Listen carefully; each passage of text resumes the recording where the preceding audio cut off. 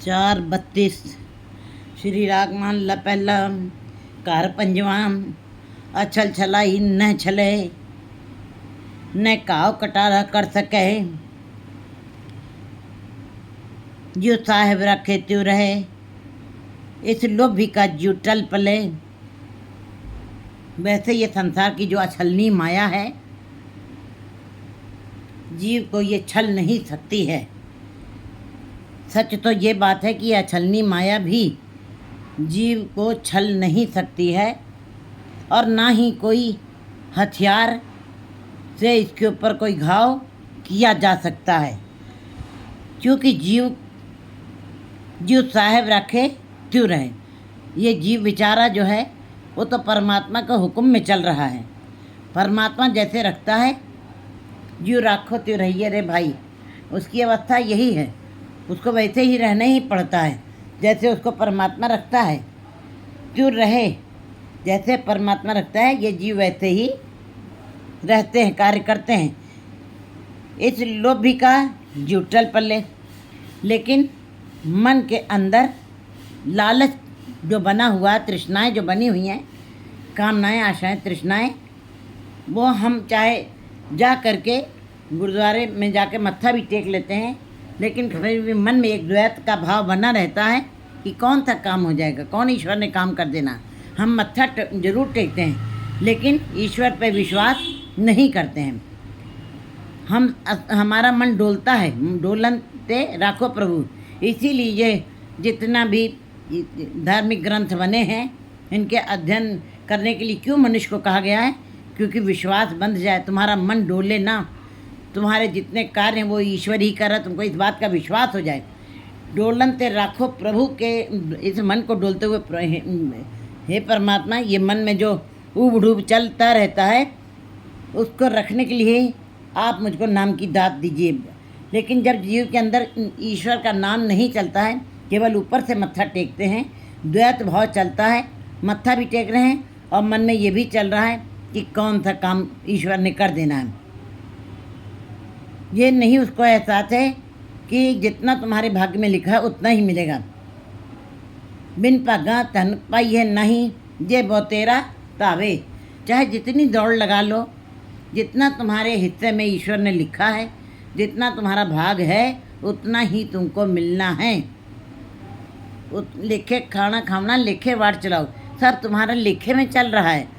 तो कहते हैं जीव असंतुष्ट रहता है, उसको विश्वास नहीं होता है, लालच के कारण। लालच उसके अंदर बना रहता है, लोभी का जीव टल पले, इसीलिए वो असंतुष्ट बना रहता है। बिन तेल दीवा क्यों जले।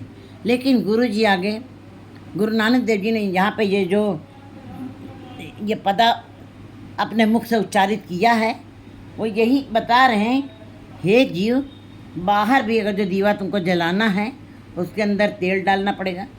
तेल है और बत्ती भी होनी चाहिए। बत्ती नहीं है और अगर जो तुमने बत्ती भी लगाई है और तेल भी डाला है, लेकिन अगर जो उसके अंदर तुमने माचिस की सीख नहीं दिखाई है तो भी नहीं जलेगा। ये चारों वस्तुएं होनी जरूरी है। कहते हैं बिन तेल दीवा क्यों जले। अगर जो बाहर का दीवा नहीं जल रहा बिना तेल के, बिना बत्ती के, तो अंदर भी ईश्वर के नाम का दिया कैसे जलेगा, तुम्हारे अंदर प्रकाश कैसे होगा, तुमको कैसे विश्वास होगा, तुम्हारा मन कैसे डोलने से बचेगा जब तुम अपने अंदर ईश्वर के नाम का दिया जलाएगा। बिना तेल के परमात्मा के नाम का तेल डालना पड़ेगा, भाव की बत्ती डालनी पड़ेगी। जब तब का नाम का तुमको तेल बत्ती लगा करके सीख दिखानी पड़ेगी, बारूद दिखाना पड़ेगा नाम का, जब तब का, तो तब तुम्हारे अंदर वो दीवा बलेगा नाम की कमाई से।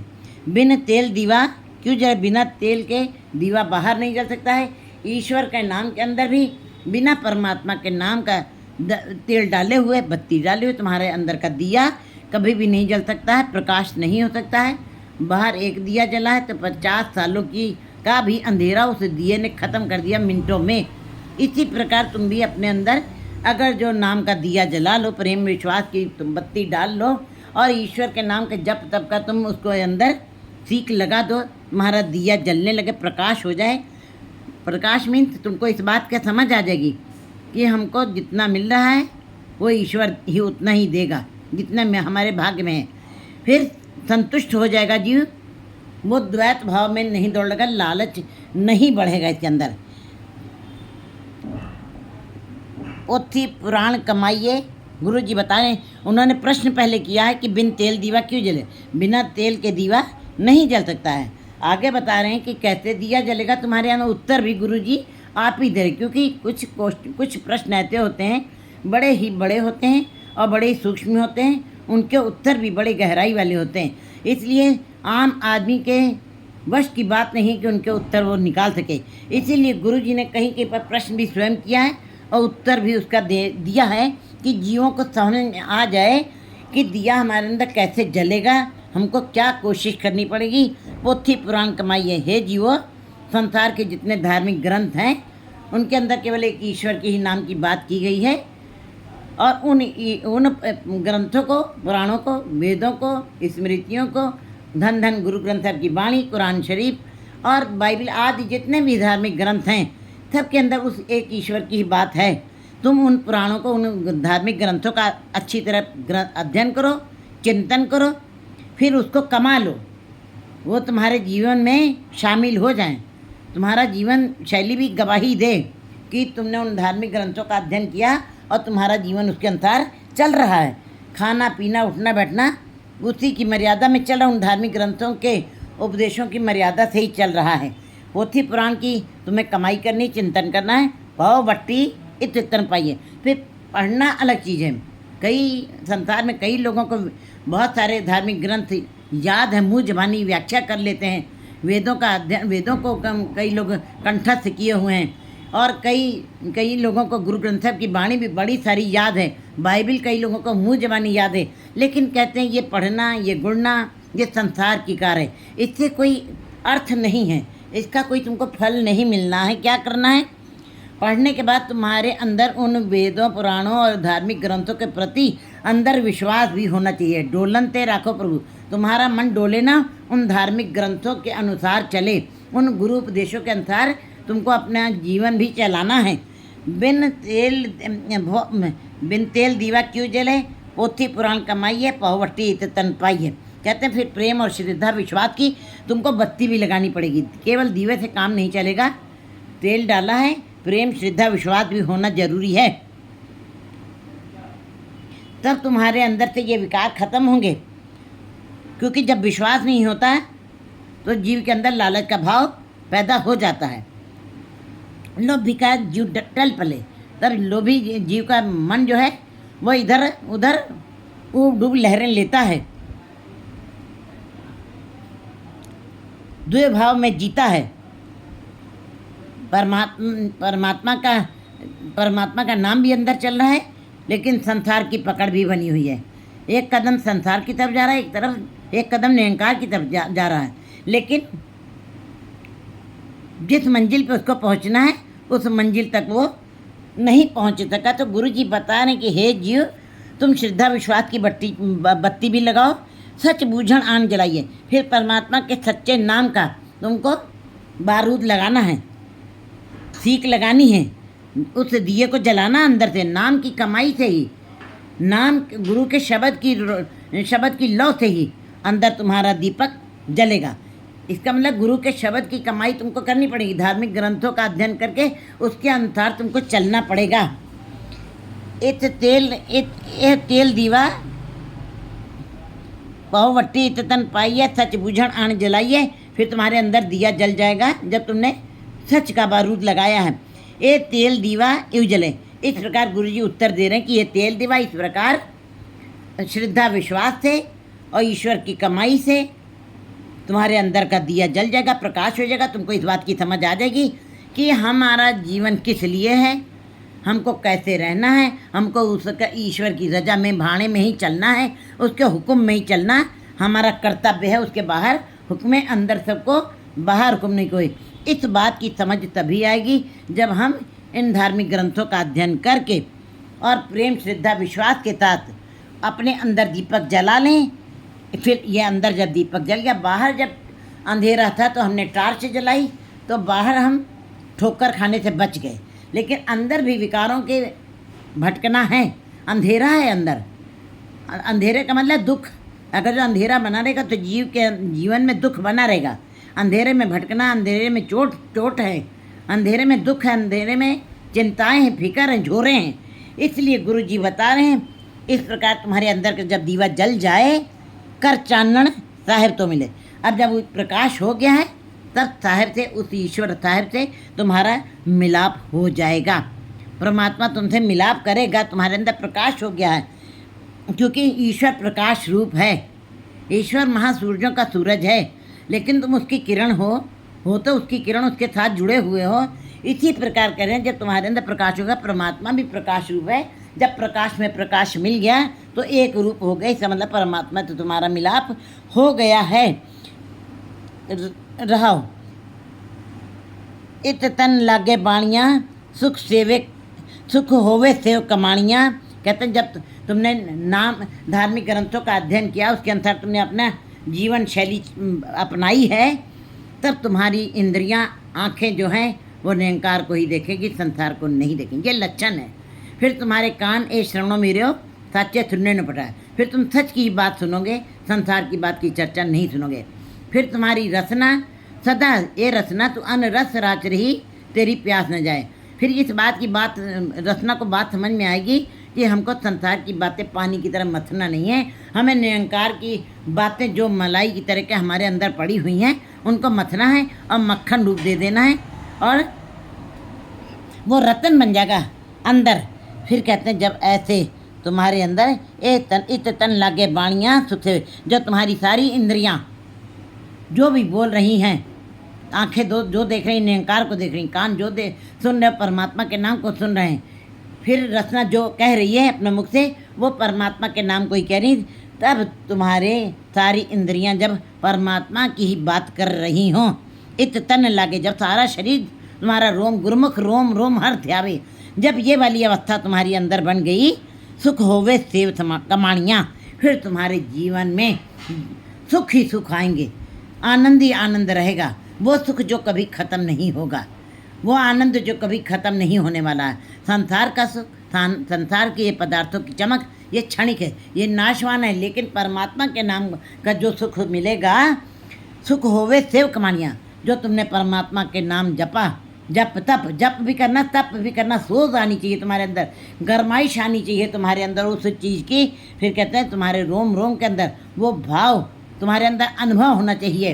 कहते हैं जैसे कि हम गर्म बर्तन पे हाथ रखते हैं तो हमको एहसास होता है कि हमारा हाथ जल गया है, इसी प्रकार एहसास हो, नाम वाणी का भी एहसास होता है, नाम वाणी का भी अनुभव होता है। कहते हैं सुख होवे सेव कमाणियाँ, फिर तुमको नाम जपने से सुख ही सुख मिलेंगे जो तुमने नाम की कमाई की है। सब दुनिया आवण जानियाँ, बाकी सारा संसार हम इन आँखों से देख रहे हैं, इन संसारिक आँखों से देख रहे हैं। आ रहे हैं लोग, जा रहे हैं, मर रहे हैं, खप रहे हैं, थोड़े समय तक, जितने समय तक परमात्मा का हुक्म है उतने समय तक संसार में टिक रहे हैं। और परमात्मा ने जन्म और मरण अपने वश में रखा है, लेकिन जीने के लिए जीव को स्वतंत्र कर दिया। तुम जी लो अपने विचारों में, स्वतंत्र कर दिया। तुम शुभ विचारों में भी जी सकते हो, तुम अशुभ विचारों में भी जी सकते हो। अब ये जीव के ऊपर निर्भर है वो कैसे अपना जीवन बिता के जाएगा। सब दुनिया आने जानिया, ये सारी दुनिया ऐसे ही आ रही है और जा रही है, क्योंकि ईश्वर के अगर जो नाम की समझ नहीं है तो केवल आने जाने का चक्र ही है, जीवन व्यर्थ चला गया। वो तो उनकी चाल से, ढाल से, उनकी उठने बैठने से पता चल जाता है कि हाँ कोई जीव कितने पानी में बैठा है, कोई जीव गुरमुख कैसे बन गया, उसको हम गुरमुख कैसे करें, भगत कैसे कह रहे हैं ये, और कोई किसी जीव को हम मनमुखी क्यों कह रहे हैं, उनके जीवन के से पता चल जाए, उनके उठने बैठने खाने पीने की कला से पता चल जाता है कि वो अगर जो संसारिक बातें कर रहे हैं, मुँह से आँखों से संसार को ही देख रहा है, कानों से संसार की चर्चा कर रहा है और हर समय संसार की बातें, तो इसका मतलब वो मायावी जीव है। इसका मतलब वो आने जाने वाले चक्र के वो संसारिक जीव हैं जिनको आना है और जाना है और खप के चले जाना, उनका जीवन व्यर्थ चला जाएगा। लेकिन जब इंद्रियां हर समय परमात्मा की बात, परमात्मा में ही रमी हुई हैं, तो जो जीव गुरमुख कहलाते हैं। दुनिया से कमाइए, हे जीव अपने जीते जी अपने अंदर से मन से विकारों को खत्म कर दो। मन मरे, धातु मर जाए। मन जब मरेगा धातु मर जाएगी, संसारिकता खत्म हो जाएगी, बौने हो जाएंगे। पारिवारिक रिश्ते, संसारिक रिश्ते बहुत ही तुच्छ लगने लगेंगे। फिर विच दुनिया सेव कमाइए। लेकिन ये नहीं कि तुम अपदा का मार्या करते नस्ता, पंच चोर नाले ले आया, 50 साल हम जंगल में रहे, सन्यासी बने रहे, लेकिन अंदर से विकार नहीं खत्म हुए, तो ऐसा सन्यासी बनना, ऐसा घर को त्याग करना, वो तो इसका मतलब तुम कायर हो। तुम कायर जो विपत्तियों का सामना न कर सके, परिवार का सामना न कर सके, स्त्री पर बच्चों का सामना करने में असमर्थ रहे, उन समस्याओं का तुम सामना नहीं कर सके, इसलिए तुम घर से भाग गए। कहते नहीं, दुनिया में रहते हुए, गृहस्थी करते हुए, परिवार की पालना करते हुए, अच्छे तरीके से संसार में विचरते हुए, वही जीव, गुरु जी बताते हैं, जीव सब आते हैं। जो बच्चा एक अच्छा बेटा है, जो बच्चा एक अच्छा भाई है, जो बच्चा एक अच्छा भतीजा है, जो बच्चा एक अच्छा बाप है, जो बच्चा एक अच्छा पिता है, बस अगर जो ये अच्छाई उसके अंदर है तो वो परमात्मा के दरबार में जगह बना लेगा। क्योंकि हर तरफ से अच्छा होना बहुत मुश्किल होता है। हमारा पारिवारिक चेहरा अलग होता है, सामाजिक चेहरा अलग होता है। अगर जो हम परिवार के किसी जीव को भी हम संतुष्ट नहीं कर सके तो ये हमारे मनुष्य जीवन में कहीं कमी रह गई है। हमारे अंदर में अहंकार का भाव बना रह गया है, और जब अहंकार बना है तो फिर हरजू अहंकार न भावी। अहंकार के भाव से परमात्मा के साथ मिलाप कभी नहीं होगा। समृद्धि चाहे मिल जाए, पदार्थ चाहे मिल जाए, संसार के चाहे सुख क्षणिक मिल जाए, लेकिन निरंकार की प्राप्ति नहीं होगी, जो जीवन का असली उद्देश्य है।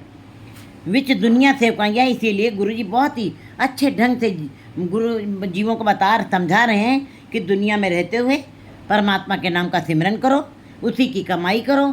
जैसे हम खाने पीने के लिए समय निकालते हैं, ऐसे ईश्वर के नाम के लिए हमें समय निकालना पड़ेगा। फिर अगर जो तुमने ऐसे समय निकाला है तब दरगाह बैठन पाइए, तब तुमको परमात्मा की दरगाह में आंगन में जगह मिल जाएगी और दरगाह में तुम पहुंच सकोगे।